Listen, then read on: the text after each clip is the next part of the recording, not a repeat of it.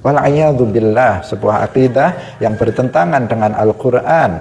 Allah subhanahu wa ta'ala sudah menetapkan di dalam Al-Quran bahwa Abu Lahab nanti akan di neraka. Dia adalah orang kafir, orang musyrik yang nanti akan diazab di dalam neraka. Tetapi orang Wahabi mengatakan bahwa dia orang yang bertauhid, bahkan tauhidnya lebih banyak, imannya lebih murni menurut mereka daripada kita yang bertawassul dengan para nabi dan para wali.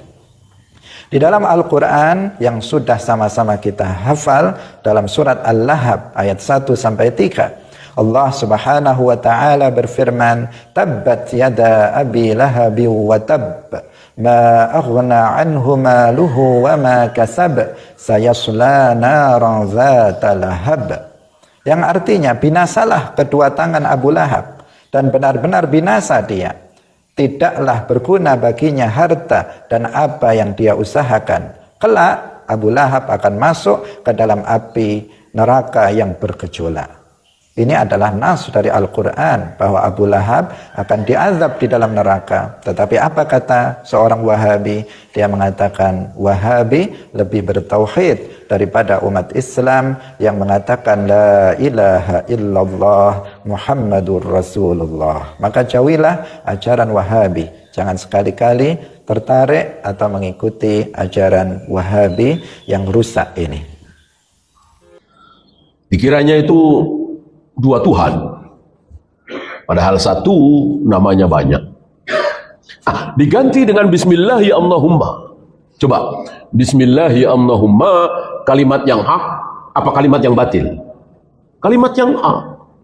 Kita sering mengucapkan Bismillahi Allahumma, ya kan? Dengan namamu ya Allah. Kalimat yang hak. Ya. Kenapa Abu Jahal, Abu Lahab kekal di neraka selama-lamanya, padahal banyak mengenal al-haq? Tadi jawabnya. Menolak tauhid uluhiyah. Termasuk asma wa sifat. Kalau rububiyah tidak. Tauhid rububiyah tidak ditolak oleh Abu Jahal, Abu Lahab.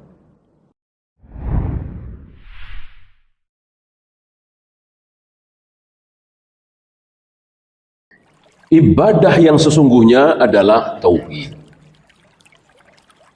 Maka percuma sholat, percuma zakat, percuma saum, percuma haji, percuma semua kalau tidak bertauhid. Ya. Siapa contoh? Contoh besarnya Abu Jahal, Abu Lahab. Apakah Abu Jahal, Abu Lahab beribadah? Iya. Iya. Sebelum Nabi lahir sudah ada yang tawaf. Sudah ada yang sa'i? Ada. Abu Jahal, Abu Lahab tawaf, sa'i. Abu Jahal, Abu Lahab menyembah Allah, tapi tanpa tauhid. Maka ditolak. Allah tidak terima. Karena bercampur. Maka di sini beliau membawakan firman Allah, tapi ini tidak ada di Al-Quran ya. Ana aghna syuraka'i 'anis syirk. Aku adalah zat yang paling tidak butuh dengan persekutuan. Paling benci disekutukan. Allah itu apa-apa sendiri. Mengatur jagat raya alam semesta sendiri. Memberikan rizki, membagi rizki kepada manusia, hewan, jin sendiri. Tidak ada yang membantu. Antum jangan bilang malaikat-malaikat itu pembantu Allah, salah besar. Salah besar. Ya. Malaikat-malaikat itu bukan pembantu Allah, tapi malaikat-malaikat itu sama dengan kita. Malaikat disuruh, kita juga disuruh. Kita disuruh sholat, disuruh saum, dan seterusnya. Malaikat disuruh menyampaikan wahyu, mencabut nyawa, dan seterusnya. Sama-sama disuruh. Hanya bedanya, kita ada yang taat, ada yang tidak. Adapun malaikat semuanya taat. Tidak ada malaikat yang tidak taat. Ya. Inilah Allah sendiri dalam melakukan apapun. Begitu menyembah, kok tidak sendiri, kok ada selain Allah yang disembah? Kayak apa? Marah Allah. Murka Allah lebih marah daripada manusia itu berzina, minum khamar, berjudi, membunuh, korupsi. Itu masih ada harapan ampun. Tapi kalau menyekutukan aku, tidak ada ampun. Dan batal seluruh amalmu. La in asyrakta la yahbatanna amal. Kalau engkau berbuat syirik, seluruh amalmu hapus.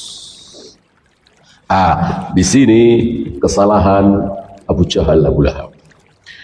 Man amila amalan asyraka fihi ma'i ghairi.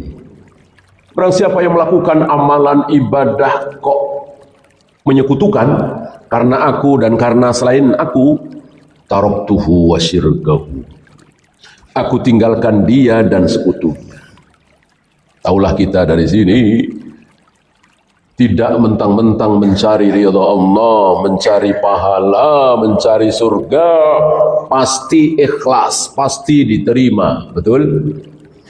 Salah. Ya. Ada orang mencari ridha Allah, mencari surga, mencari pahala, tapi tidak diterima. Kenapa? Karena bercambang. Karena Allah juga, karena manusia juga. Ingin pahala juga, ingin sanjungan juga. Ingin surga juga, ingin bayaran juga, misalnya. Diancam, taraktuhu wa syirkahu. Aku tinggalkan dia dan sekutunya. Sebab kalau mencari ridho Allah, mencari pahala pasti ikhlas, berarti semua orang ikhlas semua. Ya kan? Seburuk-buruk seorang muslim, sepamer-pamer seorang muslim, pengen surga apa tidak? Pasti. Sepamer-pamer, seriak-riak seorang muslim, pengen pahala apa tidak? Pasti. Ya. Berarti semua orang Islam ikhlas semua dong? Tidak. Ketika bercabang, karena Allah juga, karena manusia juga, karena Allah juga, karena ingin sanjungan juga, diancam di sini. Taraktuhu wa syirkahu. Aku tinggalkan dia dan sekutunya. Jadi Allah maunya menyembah itu cuma dirinya. Tidak boleh bercabang. Kalau bercabang, syirik.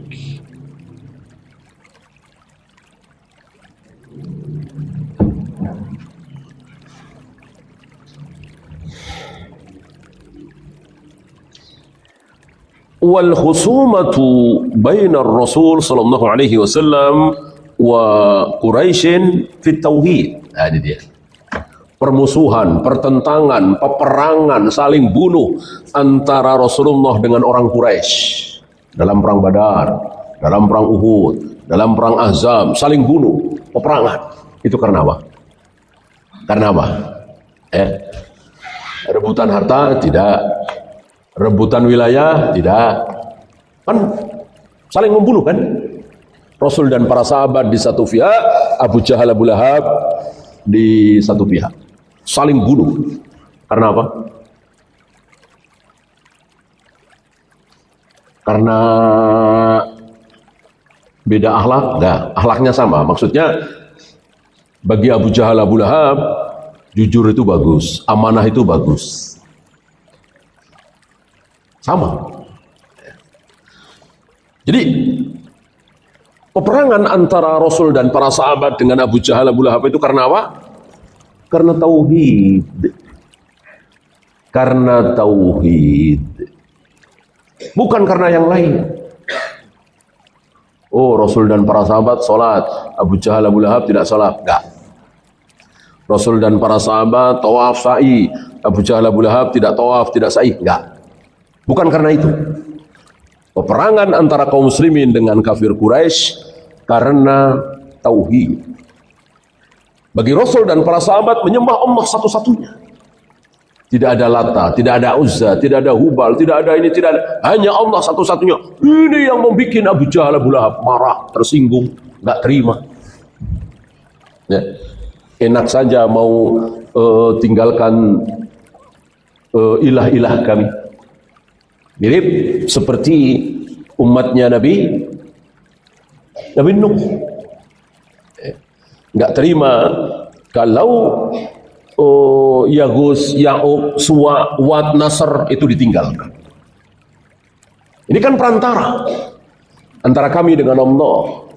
Sama dengan Abu Jahal, Abu Lahab. Kami dengan Allah butuh perantara.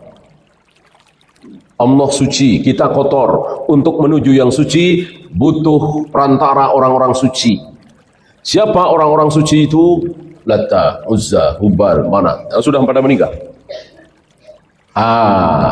Letak peperangannya di situ.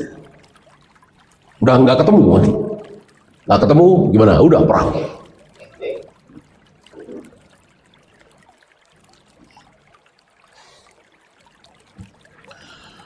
Dan mereka salah dalam memahami sifat-sifat Allah. Tentu masih ingat di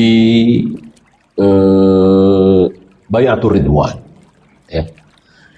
Di situ ditulis perjanjian, ya, perjanjian antara Rasul dan para sahabat dengan Abu Jahal, Abu Lahab. Bismillahirrahmanirrahim. Perjanjian itu diawali dengan Bismillahirrahmanirrahim. Nggak terima. Waktu itu Abu Sufyan, ya, yang mewakili Abu Sufyan. Ini setelah perang Badar. Berarti Abu Jahal sudah mati, ya, terbunuh dalam perang Badar, ya. Nggak terima ini. Apa itu Ar-Rahman Ar-Rahim? Apa itu Ar-Rahman? Hapus. Ganti Bismillahi Allahumma. Bismillahirrahmanirrahim, nggak mau. Apa ini? Mereka menuduh Nabi itu tidak konsekuen. Istilah kita mencela-menceli. Katanya Tuhan itu satu, Allah. Kenapa ada Ar-Rahman? Kenapa ada Ar-Rahim? Nah, betapa bodohnya Abu Jahal, Abu Lahab terhadap tauhid apa? Asma was sifat. Asma, cuman 2 nama nggak terima. Padahal nama Allah ada berapa? Ada 99. 99 itu yang diajarkan kepada Nabi, yang ada di Al-Quran dan Sunnah. Yang ada di Injil lain lagi, yang ada di Taurat lain lagi. Nama-nama Allah ratusan, mungkin ribuan.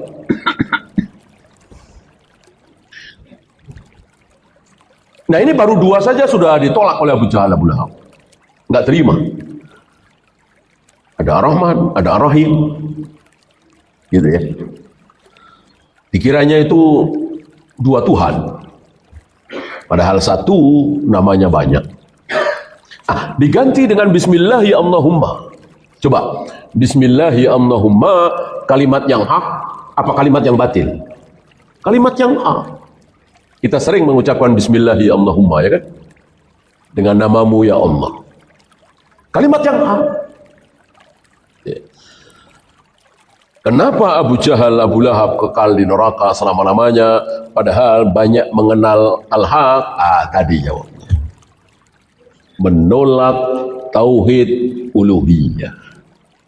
Termasuk asma wa sifat. Kalau rububiyah tidak.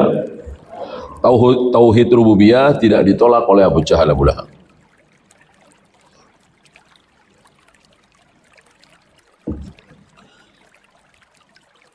Fa Quraisyun ya'budun Allah. Tidak ragu-ragu Syekh Utsaimin mengatakan orang-orang Quraisy itu menyembah Allah. Abu Jahal, Abu Lahab dan teman-temannya itu menyembah Allah dari Rasulullah belum lahir. Yatufuna lahu wa yusallun. Tawaf, salat. Tawafnya penuh dengan bid'ah. Salatnya penuh dengan bid'ah. Sa'inya penuh dengan bid'ah. Tidak seperti yang diajarkan oleh Nabi Ibrahim, Nabi Ismail. Banyak tambahan sana sini. Ya, seperti kaum kita hari ini. Banyak tambahan dari apa yang tidak pernah dicontohkan oleh Nabi SAW. Nabi tidak pernah mencontohkan baca usolli sebelum sholat, nawaitu sebelum wudu, dan seterusnya, dan seterusnya. Bahkan para sahabat itu sempat maju mundur untuk tawaf, ya. Ketika pertama kali disyariatkan tawaf, para sahabat maju mundur, nggak enak hati. Kenapa? Kenapa? Karena selama ini kafir Quraisy tawaf dan sambil telanjang. Maka ada rasa gimana gitu, rasa berat lah. Maka Allah katakan fala junaha alaikum ayyatawafa bihima. Enggak dosa gitu, enggak apa-apa. Enggak apa-apa tawaf, sa'i, Safa, Marwah. Bahwa mereka telanjang ya jangan ikuti telanjangnya. Jadi orang sesat tidak semua yang ada pada dirinya sesat semua. Nah, ini contoh jelasnya. Abu Jahal, Abu Lahab sesat sesat-sesatnya kekal di neraka, tapi Abu Jahal, Abu Lahab melakukan hal-hal baik, ibadah mahdoh padahal ya, tawaf, sa'i dan seterusnya dengan cara yang salah. Ini betapa pentingnya cara itu. Walakin ala ghairil ikhlasi wal wajhi syar'i. Tapi tawaf mereka, sa'i mereka, solat mereka tidak sesuai dengan syariat, tidak sesuai dengan apa yang dikehendaki oleh Allah, dan tidak ikhlas, maksudnya tidak bertauhid. Fahiya kal adami li adamil idyani bit tauhid. Maka sama aja dengan tidak. Nah, sama saja dengan tidak. Ambil contoh, ada seorang pencuri, lalu dipotong tangannya. Tangan apa? Tangan kanannya. Sampai apa? Sampai habis, sampai ketiak. Apakah ini hukum Islam? Apakah ini hukum Al-Quran dan Sunnah?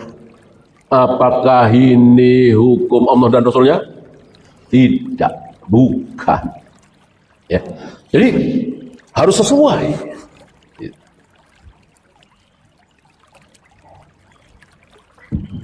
Nah, termasuk saudara-saudara kita yang sholat, yang saum, tapi tidak sesuai dengan yang dicontohkan oleh Nabi SAW.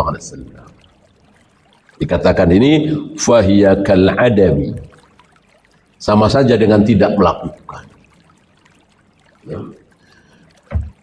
Orang yang tidak sholat dengan orang yang sholat tapi tanpa wudu, tidak wudu, sama apa tidak?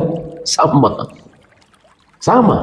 Orang yang sholat tidak wudu atau tidak mandi junub sama dengan orang yang tidak sholat. Sama. Orang nggak sah. Orang yang nggak sah sholatnya, nggak sah saumnya, nggak sah hajinya, sama dengan orang yang tidak sholat, tidak saum, tidak haji. Maka Umar ngulang lagi sholatnya. Karena Umar sama saja dengan orang yang belum sholat. Sadar tadi sholat asar, belum mandi junub. Maka beliau mandi junub dan sholat. Karena orang yang sholatnya tidak sah, sama dengan orang yang belum sholat. Sama persis. Dosanya sama. Gitu ya. Ini betapa pentingnya mengetahui ilmu fikih. Beda dengan tidak diterima. Udah mandi junub, udah wudu, udah nutup aurat, menghadap kiblat, rukuknya tumakninah, sujudnya tidak sahlah. Tapi Allah nggak terima. Kenapa? Karena seminggu yang lalu atau 10 hari yang lalu dia mendatangi dukun misalnya, atau minum khamr misalnya, atau apalah terserah Allah kan nggak ada kewajiban bagi Allah untuk menerima semua ibadah. Ada yang diterima, ada yang ditolak. Nah, berhubung dia tidak diterima, maka dia sama dengan orang yang tidak sholat. Betul? Salah. Tidak sama. Tidak diterima dengan tidak sah, beda. Tidak sah persis seperti orang yang belum sholat. Tidak diterima bukan seperti itu. Ya. Tentu masih ingat ketika kita sholat 5 waktu, ketika kita puasa Ramadan, ketika kita bayar zakat, haji, ada berapa tujuan? Ada berapa tujuan?